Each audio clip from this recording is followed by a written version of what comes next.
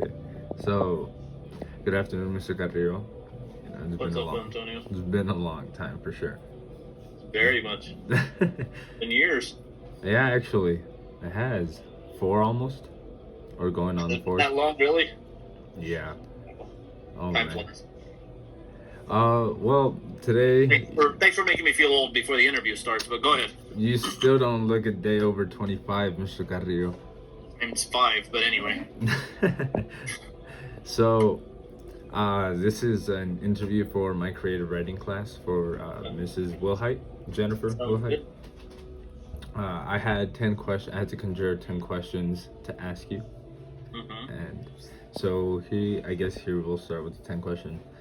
I guess my first question would be, early on, in your childhood or whenever you started uh, art, what inspired you slash attracted you more to art?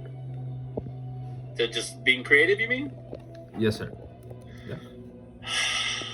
I don't know. I always liked to draw when I was a kid. I always had fun with it. One of the first things that inspired me that I can remember was the original Star Wars in 1977. I was a young kid, and we watched a behind the scenes making of Star Wars feature on TV, and just seeing how special effects were done and all the creatures that were in the movie. I hadn't even seen the movie. I didn't even know what the movie was. Made it look cool to create, to make things, to just do things that are out of this world. Oh, that's super interesting. That's actually really cool. You're an idiot. I'm not saying you're an idiot, but you're an idiot. Anyway, go ahead. Oh, I've missed that saying. I have not heard that in Right? forever. Yeah. Um, was illustrating something you fell in love with like instantly, or did like it actually take a while to get you interested into it? I liked drawing when I was a kid. I didn't have the discipline for it. I didn't have the temperament for it, but I liked to draw. And as I got older, I started learning that there's rules and there's a discipline to it. There's rules for everything. You can't just make it up. And so I was always drawn to another pun. I was always drawn to create. Uh, but then once I started having to learn rules and take art classes, it got boring, and I kind of gave it up for a while.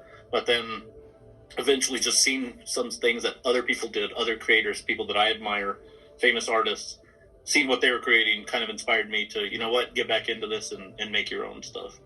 That's actually a really great point. Because the other day I saw, again, it was a tattoo, and it was also on the neck, but it said "School kills artists," and I was like, I really liked it because it's true.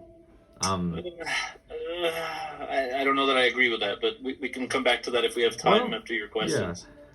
Well, in a sense, from what I've been through so far, in a way it has. But you know, Well, let's put it this way. I'm self-taught, mhm. and you know what that means? Yes, sir. I had a fool for a teacher. That's what it means. Wow. Oh, Wow. Wow. that really sit in. Yeah. You have to learn the discipline of it, and it's boring, but it takes you where you want to go. I wanted to give up on art classes when I was younger, high school, after high school, college classes, because they weren't what I wanted. I wanted to draw, Star Wars, Marvel characters, Star Wars characters, monsters. I didn't want to draw a vase and a ball and shade it. That was stupid. To me, that was dumb, but that's because I didn't understand the discipline. So it ended up costing me years later when I didn't understand the basics, and I had to go back and relearn them. So I agree that what your tattoo that you mentioned, it can be true that it can kill the creativity, but it also can give you a foundation that you can launch your own creativity, and it's a starting point. It's a starting point. Wow. Put that in your pipe and smoke it. You better not be smoking, but anyway. No, no, Okay, good. no. Ugh, that's ancient. That's so, yeah. That's so Yeah. last time. Okay, go ahead. So for three, like you mentioned before, you mentioned a certain styles that you were drawn to. Which were the most that you really liked drawing besides the Star Wars? For years, I was fascinated with bodies. I just like drawing body anatomy, just learning anatomy and drawing bodies and drawing. For a long time, I didn't like color. I did everything black and white because I kind of was afraid of color. And it wasn't until I turned 18 that I started like actually painting instead of drawing. because color intimidated me up until then. But I saw a lot of fantasy artists, and it appealed to me. Again, as a kid, I was always drawn to monsters. I mean, you can go back to 5 years old, 6 years old. I have all these real old. They're called Big Chief. Do you know those? The Big Chief or Red Chief notepads. They're drawing pads. I believe so. I don't think might so. know them. They're these real old. They're horrible paper, really crummy. But I can go find stacks of them for you, and they're just filled with monsters. Just used to draw monsters all the time. So anything that was fantastical or mythical, and we were real big into mythology. I was a real big history buff, and we used to read encyclopedias for fun. And so we learned all sorts of mythology and history and all this really cool stuff that you could incorporate into fantastical creatures, like learning about different suits of armor. Oh, well, what if we put a zombie or a skeleton in a suit of armor? Cool. Now we have a fantastical creature. Oh, and speaking of which, another big influence was Dungeons and Dragons. Oh, As heck a yeah. kid, that was huge with us. And again, you saw the pictures, you saw the drawings, and you said, wow, I want to do that. Oh, that's insane. That's really cool. Because I've had similar interests, but like for me, the hardest part for drawing was anatomy. I've tried to learn so much, but it's just I could never get it down right. It's not easy, and it practice 10,000 hours. You've heard that, right? Yes. It takes 10,000 hours to master something. Well, that means 10,000 hours of drawing that arm, not 10,000 hours of drawing anatomy. No, Then yes. 10,000 hours of drawing that hand, and then Mhm. 10,000 hours of drawing it in that position, and then that position, and then that position, and then that position. It's not easy. It's not easy, and I'm still no expert by any stretch of the imagination. Every so often, I'm drawing something, I have to get my phone. Luckily, I have a phone now. I used to have to do it in the mirror back in the day because I'm like really old. But now you can get your phone and you can go. Let's say, and you go. Oh, that's what it looks like. Oh, okay, all right, and then you can draw it. So it's nobody's an expert. Anybody that thinks that they've learned it all is actually a moron. No, indeed. You never. You can always continue learning. Exactly. And I guess moving on from early on, I had you for my 8th grade year. My algebra class, 8th grade. Oh, I remember. How exactly was it that you ended up being a teacher there? There specifically, or a teacher in general? Yes. Well, In yeah, general? in general, being an algebra teacher or a math teacher for that. My dad's a mathematician. I was always good at math. I hated it, but I was good at it. I could do it. And when I graduated from college, I needed a job, and I fell into public schools. I didn't want to teach in public schools. I wanted to teach college level. So I went through and got a master's degree to teach at the college. And then the jobs that they offered me there, they weren't economically viable at the time. So I settled on a public school job, figuring it'll just a year or two, just get some money. And 10,486 years later, here I am, still there. Still those 2 years. Exactly. So those 2 years haven't run their course. One good thing about them is working in public school, I've never had to work weekends, evenings, holidays, or summers, and that gives me all the time in the world I want to pursue my other interests like painting. That's actually what I've thought about when it's come down to probably like a music teacher, because I've still pursued music. I've always done that. I can do all this other stuff as I'm doing right now. If I kept, it's like keeping the same schedule. Right, exactly. And right now, especially when you're my age, because you're nowhere near my age, time is just as important as money. And I like my time. I like being home at 3:30, not having to worry about anything until the next day, because I try to take care of all my schoolwork at school. I have my weekends. I have my summers. I go do conventions in the summer, like San Diego Comic-Con. I don't have to worry about taking time off. It's I love the time. I could have another job that pays me more, but for the time that I get off, you can't beat it. Exactly. And I mean, as long as you get to do everything that's comforting to you within that time, I mean, I feel like that's what I was saying. It really pays off. Well, you're really good at math, painting, and I know you're really good at guitar. Besides all of those, what do you call it? What other talents you would say, per se would you have? talents. I can twiddle my Or thumbs really fast. skills. That's right. I've never been able to do that. Remember that? And reverse. Oh, I still have kids trying it. It's been 4 I don't years. know I if you call can't. them talents, but I like to do different things. I like to try different things. Okay. Say for example. Okay, so for instead of talents, hobbies. Hobby. Okay, fair enough. Hobbies. I did martial arts for about 28, 29 years. Oh my god. Oh, that's right. You're. That's right. Oh, you remember now? Oh, yeah. I'm scared. I also, when I was 40 years old, I'm not going to say how long ago that was, but when I turned 40, I decided that I hadn't abused my body quite enough, so I decided to start playing ice hockey. Oh heck yeah. And actually as a goalie, not even as a skater. So I played goalie for ice hockey. And that's still pretty demanding. Yeah, more than you would think. Yeah, more than definitely. I thought. Yeah, and those are hobbies. I mean, I'm not saying I'm any great goalie by any stretch of the imagination, but I have fun with it. I still do martial arts from time to time. Now that I'm getting older, I do it not as much. I should, stay in shape. What else? Still a Red Wings fan? Red Wings, that's right, and Ottawa Senators. So you remember the Red Wings? Yeah. Yes, that's sir. Funny you say that. Yeah. Still a Red Wings fan. I still remember when you told me about them. Went home and I watched every single highlight reel I could find. That's right, you did. God, you're a dork. It was awesome. That's right, I forgot you did. Yeah, they've been horrible for a few years now. They're rebuilding. No, I know, but I still haven't really given up on them. I kind of like them still. It's like it's like my 49ers. It's they did terrible after Jim Harbaugh left and Patrick Willis retired, but I'm still. We're still with them. They were in the Super Bowl last year, so they didn't do too horrible. I know, but we lost it. My team's in the Super Bowl this year. Really? Tampa Bay. Oh my God, that's right. They won. Since I was 9 years old, that's been my team. Yeah, actually, since I was 9 years old, San Francisco. It was first Cowboys. No, that was 9 years ago. Oh man, that feels insane to say. Yeah, just wait until it's way more than that. Well, on the topic of art and any other hobbies, I know you've done work for Lamb of God. I remember those. Metallica and Anthrax. Just to name a few. How was that? How did you enjoy that?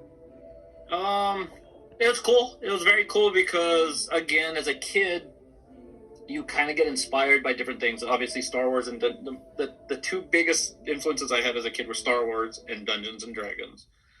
And then little by little, Iron Maiden, Derek Riggs's cover art. It was like, oh my God, that is the coolest thing ever, the coolest thing ever. So as I started to take it a little more seriously, my bucket list became, I want to do some work for Dungeons and Dragons, Star Wars, and Iron Maiden. That's my bucket list. And well, lo and behold, here I am. I've done work for all three of those. So being able to do it for bands like Metallica and Anthrax. I was never a fan of Anthrax, but I grew up viewing them. It was kind of like a dream come true. It was just kind of surreal because it was, as a fan, growing up as a kid, as a high schooler, young adult, whatever you want to call it, because you're not a kid, obviously. As a young adult, you're on the fan side of it, and you're wanting to buy the merchandise. You want to buy the shirt and the hat and the bandana and the buttons, and you, because it's your band, you support them. But you don't give a lot of thought to, well, where does this all stuff come from? Somebody has to draw this. Somebody has to make this. Somebody has to manufacture it. And so to be on the other side, looking out instead of, being on the inside looking out instead of being on the outside trying to see in, it was kind of cool because it was like, oh, I've run into people wearing my shirts. I mean, that's like the coolest thing. Like, I designed that. That's so awesome. Just a random person. There's a picture on the internet, and this is no lie. Justin Bieber is wearing the Iron Maiden shirt that I designed. He's wearing it, and it's like, oh my God, I couldn't care less about Justin Bieber, obviously, but the fact that he's wearing it. One night, a friend of mine that lives in New York sent me a screenshot and said, "Isn't this you?" And it was a CNN interview with some random guy. I don't know who it was. I don't know what the topic was, but the guy was wearing my shirt. That is so awesome. On the interview, and I was just like, "Oh, that's so awesome!" It's cool to see it, and it's neat because, like I said, you grew up admiring a lot of these bands, not realizing there's people at work, kicking this stuff out, making this, creating it. And again, it's that whole creating thing. It's people are creating this. Well, why not you? Why can't you be one of the ones creating it? So That's actually that's super inspiring. yeah, it's cool. I mean, you like A Perfect Circle? I do. Yeah. Did you go to the concert when they came here? No, actually I couldn't. I haven't been able to go to any concerts. Slacker. Yeah, they came like 3 years ago, I think it was, or 2017. I did the poster for El Paso. They did a separate poster for every city, and I did the El Paso poster. No, I'm gonna go brag now. Like I always do. It's on the Instagram, dude. Don't you follow the Instagram? I don't actually, unfortunately. My Instagram? Oh, yours? Yes. I thought you meant Perfect Circle's Instagram. I was like, no, not them. No, it's on mine. Where is it? There it is. It's kind of washed out. Get it. Stop. When you go to Instagram, it's that one. It's green with two hands. With your permission, I'll put one of the pictures or a screenshot of it on the website along with the interview. What website? Oh, well, it's just like a Wix website. It's where we upload all our work for creative writing. Oh, sure. Or you can do the Iron Maiden I did. There's Iron Maiden. Oh, the Iron Maiden one is still one of the most badass ones ever. Yeah, that was cool when I got Iron Maiden. I was so happy about that because that was the last one I got. Oh no, Star Wars was the last one I had. Dungeons and Dragons about 10 years ago. Iron Maiden about 4 years ago, and then Star Wars came after that. And I was like, oh, need a new bucket list. That's so awesome. Yeah, I was cool. I was happy. I was very happy. It was like a dream come true. So. And well, you've also done the character cards for Marvel. I remember that. Those, by the way, they were phenomenal. I remember I saw a few. They were really cool.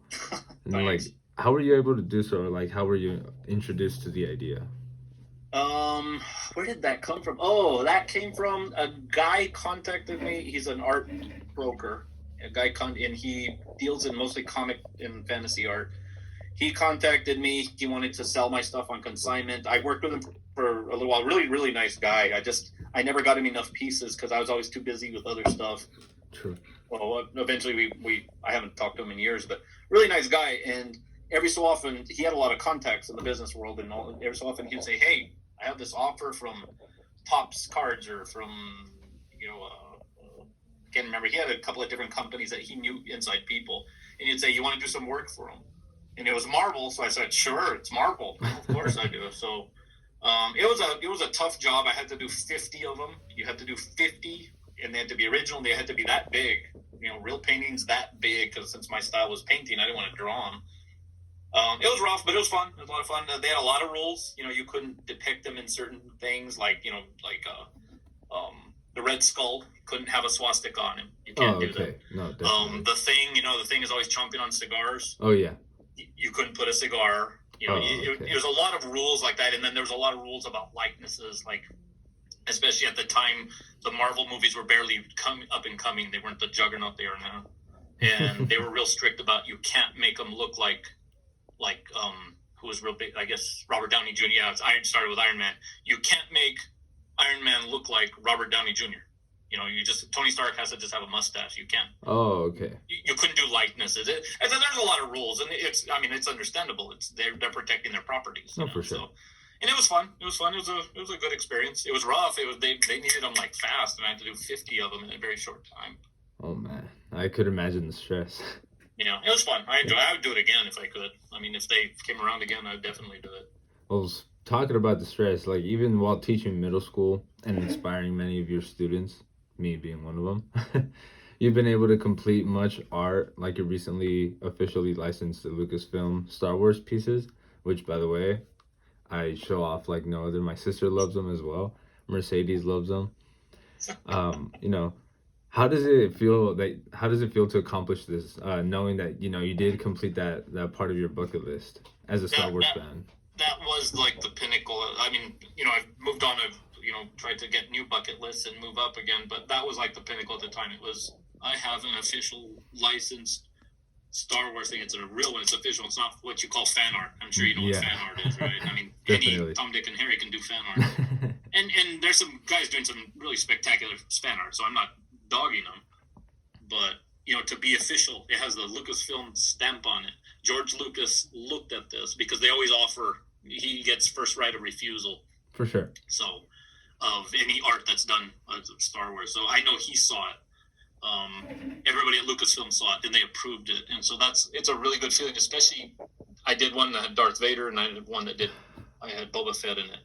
And those two characters, when I was growing up, I mean, oh my God, if you had told me that one day I'd get to do an official piece with them in it, I would have had a heart attack. So, it was cool.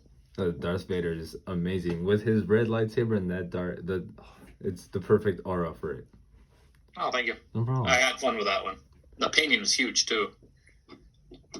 Really? How big? 3 feet. 3 feet by 1.5 feet. Oh man. 22 feet. 3 feet by 2 feet. It's huge. I can't remember. If those are for sale or if they're not bought, I will buy them one day. Got it. And then, well, I'm aware. I'm aware about the novel, The Resurrectionist, that you partnered with Elena Carrillo. What was the inspiration behind it all? And especially the name, The Resurrectionist. The name I couldn't tell you because so cool. She's the writer and she came up with the name. I couldn't really tell you where that came from. But the motivation for the story, first of all, the process that we always do, because we've written a bunch of different novels, and the process is always, she says, tell me 3 things. And I give her 3 things, 3 random things, and she makes a story out of them. Wow. One day I said Civil War, death, and pigs. And she made a story out of that, believe it or not. It's called The Orchard. It's another one of her novels. For that story, I was inspired by some old creepy magazines that had some weird stories in them. And she had read stories about, the Crusades. Of course, the Crusades. Oh, yeah. She had read this true story about a guy who claimed he was a descendant of Crusaders and that they were a sect of werewolves that were ordained by God to eat sinners off the battlefields during the Crusades. Okay. And so I gave her 3 words. I don't remember what they were. One of them was werewolf, I think. And then she read that about the Crusaders, and then she kind of came up with the story from there. And again, my love of history, growing up, reading encyclopedias, studying history. I have a degree in history. Just knowing and knowing a lot about history and researching and the costumes. I call them costumes. I'm thinking movies. Especially like military uniforms, armor, yes. Chainmail, capes, Roman soldiers, gladiators, anything having to do with, especially armor. There's so many cool archetypes of armor out there that you can just take them, tweak them, and turn them into something totally new and fantastical. And so, yeah, I had a great time painting a bunch of werewolves wearing capes. And I mean, they're crazy werewolves. They have like braids in their hair, and some of them have tattoos, and they have rings, earrings, and nose rings. And I mean, they're like, oh man, they're like hardcore werewolves. That sounds so awesome. That sounds so awesome. And to like wrap up the interview, can I finally own a copy of that Resurrectionist novel? I really want to own one. I'm not saying you're an idiot, but you're an idiot. Let me see if I have any left. I honestly am not sure. Oh. I will check. Awesome. Now, hold on. Let me check. I can check something back up right now, right here. Let me see if it's still... We sold them. We kept taking them to local shows and selling them. And the last time we took some, we took like the last ones we had. And I thought,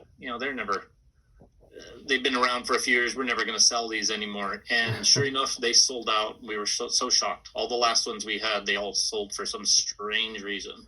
What? That's just my luck. Yeah, it was like, holy cow. What, we've had these for a couple of years. They were kind of sitting in the back of the basement there, and we just said, let's just take them to the show, and boom, we sold them. Hold on, let me see if I can find something here. It used to be available on Amazon, but I don't think we renewed it. That's what I'm checking on Amazon. It wasn't on Amazon.